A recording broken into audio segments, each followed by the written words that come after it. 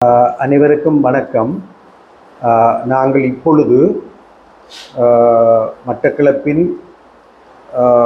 முதன்மை மிக்க அண்ணாவிமார்களுள் ஒருவரான வேல்முருகு தம்பிமுத்து அவர்களுடன் பேசிக்கொண்டிருக்கின்றோம். வேல்முருகு தம்பிமுத்து அவர்கள் கேள்வி ஞானத்தினூடாக பல்வேறு துறைகளிலும் ஒரு முதன்மை பெற்ற விற்பனராக இருந்து வருபவர். அவர் கூத்துக்கலைஞராக இருப்பதுடன் இந்த வாத்தியங்களை மத்தளம், உடுக்கு, சவணிக்கை, பறை என்பவற்றை உருவாக்குகின்ற, திருத்துகின்ற ஒரு விற்பனராகவும் இருந்து கொண்டிருக்கின்றார். அதோடு அவர் ஒரு சிறந்த தேர்ச்சி பெற்ற ஓடாவியாகவும் இருக்கின்றார். வெள்ளாமையில் 40 வருடங்களுக்கும் மேலாக 4 தலைமுறைகளுக்கும் மேலாக ஈடுபட்டு வருபவர். நாங்கள் கூத்து மீளுருவாக்க செயற்பாட்டில் தொடக்க காலத்தில் இருந்த பொழுது அந்த உரையாடல்களில் செயற்பாடுகளில் 2000ஆம் ஆண்டு முதல் இன்று வரை தொடர்ந்து ஈடுபட்டு கொண்டிருப்பவர். இதில் முக்கியமான விஷயங்கள் 2 விஷயங்கள் தம்பிமுத்து அண்ணாவியார் பற்றி நான் குறிப்பிட வேண்டும். அதாவது இந்த கூத்து மீளுருவாக்க உரையாடல்கள் நடந்த ஒரு பின்னணியில் ஒரு நாள் காலையில் வீட்டுக்கு வந்தார். வந்து சொன்னார், நாங்கள் இந்த கூத்தில் செய்கிற மீளுருவாக்கம் வெள்ளாமையிலையும் செய்ய வேண்டும் என்று. ஏனென்று சொன்னால் நாங்கள் வெள்ளாமையை இயற்கையாக செய்கிறதுக்கும் இந்த எண்ணெய் மருந்து எல்லாம் அடித்து செய்து கிடைக்கிற கையில் மிஞ்சிற காசில் பெரிய வித்தியாசம் இல்லை. அப்போ நாங்களே சாப்பாட்டை நஞ்சாக்குவான், நிலத்தை நஞ்சாக்குவான், நாங்கள் இதிலையும் மீளுருவாக்கம் செய்ய வேண்டும். உண்மையாக 2002ஆம் ஆண்டில் 2002ஆம் ஆண்டு இது நடந்தது. உண்மையாக ஒரு ஆச்சரியமான விஷயம். ஆனால் இது நான் எங்களுடைய பல்கலைக்கழக விவசாயம் சார்ந்த முகாமைத்துவம் சார்ந்த நண்பர்களுடன் உரையாடிய பொழுது அவர்கள் அதில் பெரிய அக்கறை காட்டியதாக இருக்கவில்லை. அதிர்ஷ்டவசமாக நம்முடைய துறையில் குணசீலன் என்ற மாணவன் பிறகு தற்காலிக விரிவுரையாளராக இருந்தார். அவரும் வெள்ளாமை செய்பவர். அவரிடம் அதை ஒப்படைத்து, நீங்கள் இந்த மூத்த வெள்ளாமை செய்கிற ஆக்களோட கதைச்சு ஒரு 2க்குமான பாதீட்டை செய்து வர்றது. அப்போ அவர் செய்து கொண்டு வந்த அந்த பாதீடும் அண்ணாவியார் தம்பிமுத்து அவர்கள் சொன்னதும் மிக யதார்த்தமாக இருந்தது. அப்போ ஒரு ஒரு ஒரு நடைமுறை அனுபவத்துக்குள்ளால் வர்ற ஒரு கலைஞர், அறிஞர், நாங்கள் அந்த விஷயத்தை உரையாடாத பொழுதும் அந்த கூத்து மீளுருவாக்க அந்த உரையாடல்களை எப்படி தன்னுடைய இன்னொரு துறைக்கு அது தேவையாக இருக்கு, பொருத்தமாக இருக்குன்ற விஷயத்தை கிரகிச்சு சிந்திச்சு அது பற்றி உரையாடலுக்கு வர்றது. இதுதான் புலமைத்துவம் என்றது. இது ஒரு விஷயம். 2வது விஷயம் என்னென்று சொன்னால், நாங்கள் கூத்து மீளுருவாக்க செயற்பாட்டில் இந்த உரையாடல்கள் செயற்பாடுகளை பொது வழியில் நடத்தி கொண்டிருக்கல, குறிப்பாக இந்த பறையறைவோன் பாத்திரத்தை நாங்கள் பாரம்பரியம் என்ற பேரில், கூத்தினுடைய ஒரு நகைச்சுவை கூறு என்ற பெயரில் பேன்றது நாங்கள் ஏற்றுக்கொள்ள முடியாது. எந்த ஒரு சமூகத்தையும் எந்த ஒரு மனிதரையும் இழிவுபடுத்துகிற விஷயங்களை நாங்கள் பாரம்பரியமாக கொண்டாட முடியாது. அந்த அடிப்படையில் அந்த பறையறைவோன் பாத்திரத்தை நாங்கள் எப்படி மீளுருவாக்கம் செய்கிறது என்ற உரையாடல்களில் தம்பிமுத்து அண்ணாவியார், பாலகப்போடியார், எங்களோட ஞானசேகரம், சிவநாயகம், இப்படி பல அண்ணாவிமார்கள், கூத்தர்கள் நாங்கள் ஒரு 3-4 மாதம் உரையாடல்களும் செய்து பார்த்தலுக்கும் ஊடாக ஈடுபட்டிருந்த பொழுது ஒரு சந்தர்ப்பத்தில் அண்ணாவியார் தம்பிமுத்து அவர்கள் சொன்னார், அந்த தாளத்தின் கதியை கூட்டி வச்சா குணம் மாறும். அதாவது எங்களினுடைய இந்த பறையறைவோன் பாத்திரத்தினுடைய கதியினுடைய வேகத்தை கூட்டினா குணம் மாறும். எப்படி நாங்கள் ஒரு கட்டியக்காரனை கம்பீரமான பாத்திரமாக கொண்டு வர்றது போல அந்த தாளத்தின் கதி வேகமானதாக மாறும் பொழுது பறையறைவோன் பாத்திரமும் கம்பீரானமாக மாறும் என்றதான் அதனுடைய அர்த்தம். உண்மையில எங்களோட கல்வி ஒரு ஒரு குழுநில செயற்பாடாக ஒரு செயற்பாடை முன்வைத்து முன்னெடுக்கப்படும் பொழுது எவ்வாறு நாங்கள் மிக பெரும்பாலான வகையில ஆக்கப்பூர்வமாக முன்னெடுக்கக்கூடிய வகையில பல மூளைகள் பல தளத்தில் இருந்து சிந்தித்து செயற்படும் பொழுது நாங்கள்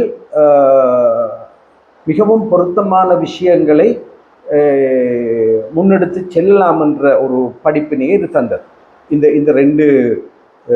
இந்த ரெண்டு விஷயம் நான் மிக முக்கியமாக அண்ணாவியார் தம்பிமுத்து பற்றி சொல்ல வேண்டியது.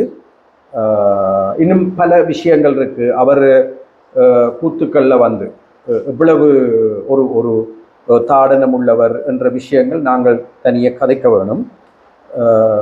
ஏனென்று சொன்னால் நாங்கள் கல்வி புலத்தில் மிகப்பெரிய சவால்களை எதிர்கொண்ட நாங்கள் இப்படியான கலை வல்லபமும் சிந்தனை திறனும் செயற்பாட்டு வலுவும் கொண்ட ஆளுமைகளை நாங்கள் புத்தகங்களை பாமரர்கள் செம்மையற்ற படைப்புகளுக்கு சொந்தக்காரர்கள் என்ற வகையில் ஒரு 25 வருஷத்துக்கு மேலே நாங்கள் எங்களோட பாட புத்தகங்கள் நூல்களில் வந்து நாங்களே இழிவுபடுத்தியிருக்கிறோம்.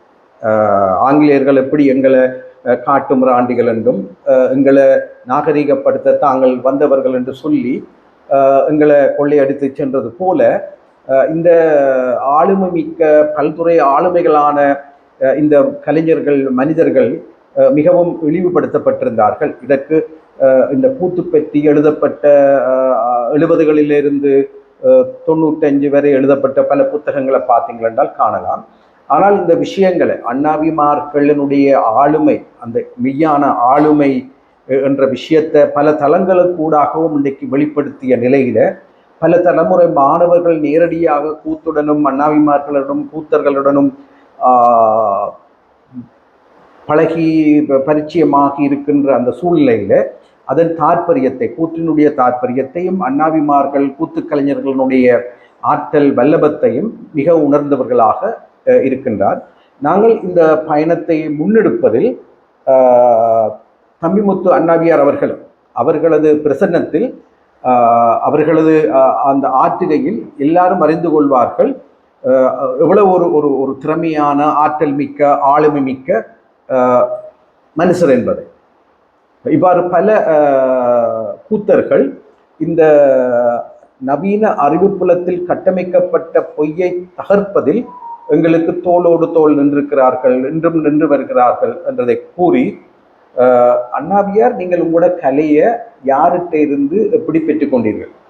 கலையை நான் பெற்று எங்கள் அப்பாட்ட வேல்முருகு அவரும் அண்ணாவியார்.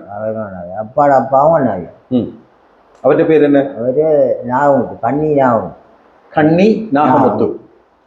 அவரே தெரிந்த அப்பா வழியே அப்பா பிறகு நான் 14 வயதில் இந்த கலையை கற்றுனேன்.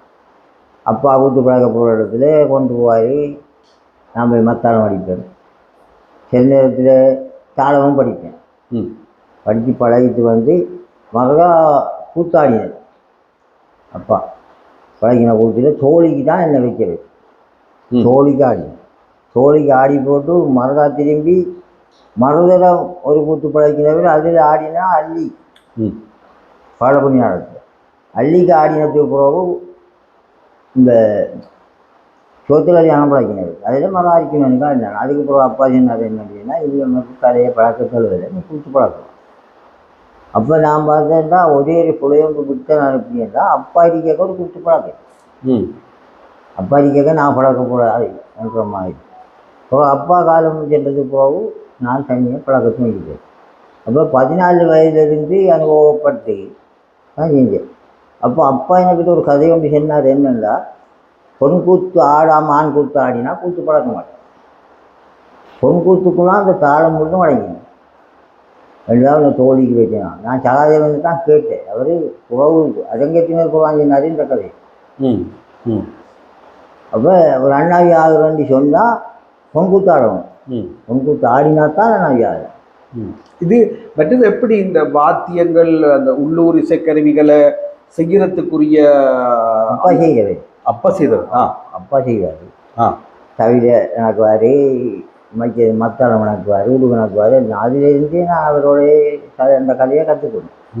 அதுக்கப்புறம் அப்பா மொழியின் குடும்பத்துக்கு பிறகு இப்போ அதை தொடர்ந்து நான் செஞ்சு கொள்வார். வெள்ளாமை செய்கிறதும் அப்படி தான். வெள்ளாமையும் அப்பா வயல், நான் தான் அந்த வயலுக்கு பின்னிருக்காரு. இனி வெள்ளாமை விதைக்கிற அந்த நாளையில் எப்படின்னா உழவடிப்போம். உழவடிக்கு விற்று போடுறதை விற்றுனால் பொங்கல் பொங்குவோம். பொங்கி பாக்கியில் கட்டி தான் விற்று போடுறது பத வைக்கிறது. மறுகா திரும்பி என்ன இல்லைன்னா வேதி நாட்டுவோம். விதைக்கு போட்டு வேதியை நாட்டுவோம். வேதி நாட்டினோடனே வேதி கிடப்பு சடங்குன்னு செய்யும். செஞ்சோடனே அதுக்குள்ளே சொம்புலேயே உள்படணும். அது வயலுக்கு ஏன் அது சுரக்கும் மாதிரி. அப்போ உள்படணும். எப்படி இருக்கக்குள்ள மறுகா கதிராகும் இல்லாமல் கதிராகிக்கா என்ன இல்லைன்னா புது இந்த கதிர்கிழங்கு செய்யும். சாமி செஞ்சு போட்டு மகா புதுக்கிழங்கு செய்கிறேன் வெள்ளாம் வெட்டர். இதுக்கிடையில் அந்த நஞ்சு மருந்து கொண்டு பாதிக்கிறது. பூச்சிகள் அதுகள் வெள்ளாமை கொடுங்கலாம் சாமியில் சீக்கிரம் கொண்டு வரைச்சிட்டு போட்டு நாம் புறத்தி போய் திரும்பி பார்க்காம போய் கடவுப்பட்டு விட்ட வந்து 3 நாளைக்கு பிறகு போனோடனே பூச்சி வாங்க. இப்போ அப்படி இல்லை. செய்கிற முதல் நெஞ்சாது அடிக்கிற நெஞ்சு ஒரு நெஞ்சு அந்த நாளையில் அப்படி தான் மாட்டால் சூடு போடும், காற்றுல சூத்துடும். இப்போ அப்படி இல்லை. மிகினில் விட்டுற எல்லாமே தான் அந்த கலையில் கற்றுச்சு. இப்போ ஓடாய் வேலையை அப்பாட்டா கற்றேன். ஆனால் அண்ணாவியன்ட்டு அப்பாட்ட கதையை கற்றுனால் ஒரு 4-5 அண்ணாவியாரோட சேர்ந்து மொத்தம் அடிச்சிருக்கேன். அப்படின்னா செல்லை அண்ணாவியார், செல்லை அண்ணாவியார், முத்தன் அண்ணாவியார், முத்தன்னா முத்தேரி பந்தாரம் பந்தாரமுள்ள முத்தர், பந்தாரமுள்ள செல்லையா, கோயிலிமடு பொன்னையாவது பொன்னையா. எந்த இடம்? கோயிலிமடு. கோயில்மடு. கியானைக்கிட்ட மறுவா நம்மளோட சின்னியாவர் என்று கண்டைட்டர் அவரும் ஒரு அண்ணாவி. எந்த இடத்துல இருந்தவர்? அவர் சித்தாண்டி. சித்தாண்டி. அந்த கூத்து வைக்கிற இடத்துக்கெல்லாம் போவேன். கூத்து வைக்கிற இடத்துக்கெல்லாம் போய் அவங்க அந்தந்த அண்ணாவி எந்தெந்த மட்டத்தில் பாட்டு பாட விட்டுறாங்க, எந்த மட்டத்தில் மட்டாலும் அடிக்கணும் வந்து அடிக்கி அப்படி கதையை கற்றுனான். ஆனால் அந்த அப்பா வளர்க்குறதுக்கும் மச்ச அண்ணாவி வளர்க்குறதுக்கும் வித்தியாசம்லாம் போயிடும். அப்பா எங்கட அப்பா சொல்லுவார் அப்படின்னா, நீ எந்த மாதத்தை குறைக்கப்படா, நீ போகிறேன்னு சொன்னால் கூட்ட போய் பார்த்துட்டு இருந்து போட்டு இப்படி பாய்ச்சல் அடியில் வரும், வேகமான அடி வரும். அதெல்லாம் பார்த்து தான் மத்தாளம் கட்டணும். அந்த அண்ணாவிக்கு போகாத அண்ணாவியோட எதிர்த்து கதைக்கப்படான்னு நானும் ஒரு அண்ணாவி அவரும் ஒன்றாவி வேண்டாம். உனக்கு அவரையும் குறித்தான் அந்த குருவு தான் நீ போகிறாரு பழகணும். அதை சுற்றியெல்லாம் சொல்லி வரப்பா. நாங்கள் இது சார்ந்து, அதாவது கூத்துக்கலை சார்ந்து, வெள்ளாமை சார்ந்து, இந்த இசைக்கருவிகள் உருவாக்கம் சார்ந்து, மற்றது இந்த ஓடாவி தொழில் சார்ந்து அவர் வேட்டையிலும் மிகுந்த அனுபவம் கொண்டவர். இவ்வாறு பல்வேறு விஷயங்கள் சார்ந்து தனித்தனியாக பார்ப்போம். நன்றி.